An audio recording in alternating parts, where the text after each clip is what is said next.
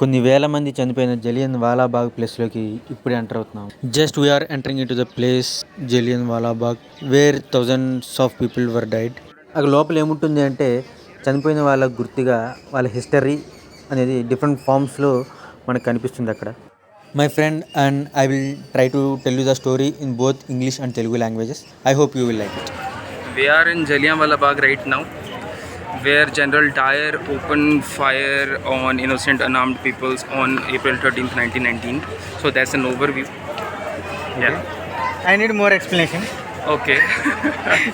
Okay. So there are some Indian people who are against what General Dyer is doing under Rowlatt Act. So that's why they were doing some kind of a discussion here in Jallianwala Bagh at that time. And somehow General Dyer got to know that there are some people who are doing some kind of a discussion which is against Rowlatt Act. So they come with their armed troops and open fired on all those innocent people. In which place?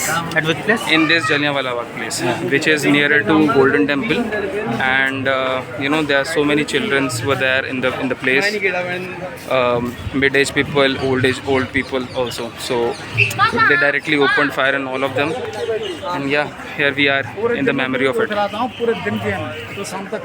అది story. పంజాబ్లోని అమృత్సర్లో జలియన్ వాలాబాగ్ అనే place ఉంది.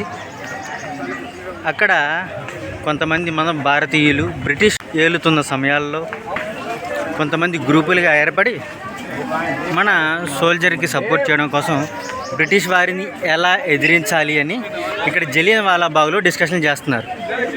ఆ సమయంలో ఏంటంటే ఈ information తెలుసుకున్న British military ఏం చేశారంటే రౌలట్ యాక్ట్ కింద అంటే హోల్ పవర్ మొత్తం పవర్ అనేది మిలిటరీ వాళ్ళకి మాత్రమే ఉంటుంది. This is the well where people tries to fall down so that they can get to be saved.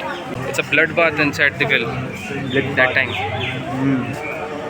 అప్పుడు ఏంటంటే ఇక్కడ ఉన్న సమయం తెలుసుకొని వాళ్ళకి ఇక్కడ డిస్కషన్ జరుగుతున్న సంగతి తెలిసిన తర్వాత మిలిటరీ ట్రూప్స్ అంతా వచ్చేసి చిన్నవాళ్ళు పెద్దవాళ్ళు అని కొంచెం కూడా ఆలోచించకుండా ఇక్కడున్న ప్రతి ఒక్కళ్ళని కూడా జలియన్ వాలాబాగ్ ప్లేస్లో ఉన్న ప్రతి ఒక్కళ్ళని కూడా చంపేశారు.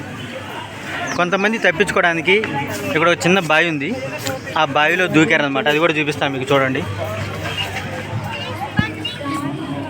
ఇక్కడ రెడ్ కలర్లో కనిపించేదంతా కూడా వెల్ అనమాట. బావి గ్లాస్ అడ్డంగా ఉండడం వల్ల మనకు సరిగ్గా కనిపించట్లేదు. చూసారా, కనిపించిందా బావి?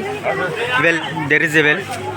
కొంతమంది తప్పించుకోవడానికి ఆ బావిలో దూకిన వాళ్ళని కూడా ఓపెన్ ఫైర్ చేసి చంపేసారన్నమాట. బ్రిటిష్ వాళ్ళు కొంచెం కూడా ఆలోచించకుండా.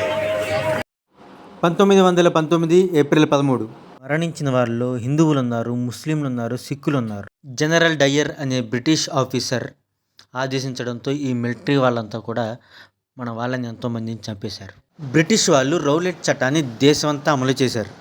చట్టాన్ని అతిక్రమించినందుకు సైఫుద్దీన్, సత్యపాల్ అనే ఇద్దరిని బ్రిటిష్ ప్రభుత్వం అరెస్ట్ చేసింది.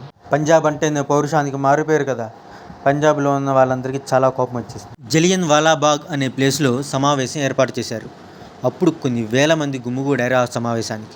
ఇది తెలుసుకున్న బ్రిటిష్ వాళ్ళు ఇక్కడికి వచ్చి కొన్ని వేల మందిని చంపేశారు. గోడ మీద వైట్ కలర్ మార్క్స్ అన్నీ కూడా బ్రిటిష్ వాళ్ళు కాల్చిన ప్లేసెస్ అన్నమాట. జలియన్ వాలాబాగ్ అనేది టోటల్ 7 ఎకర్స్లో ఉంది. ఇక్కడ చనిపోయిన వాళ్ళు 500 నుంచి 1000 మంది వరకు చనిపోయారు. మనకు స్వతంత్రం ఉట్టికి రాలేదు. ఎంతోమంది బ్రిటిష్ వాళ్ళు ఓపెన్ ఫైర్ చేసి కొన్ని వేల మందిని చంపేశారు అన్నమాట. ఇది రీసెంట్గా కట్టింది. నెక్స్ట్ బావిని కూడా ఒకసారి చూడండి మీరు. ఆ కాలంలో ఎంతోమంది తప్పించుకున్న ఈ బావిలో దూకి చనిపోయారనమాట.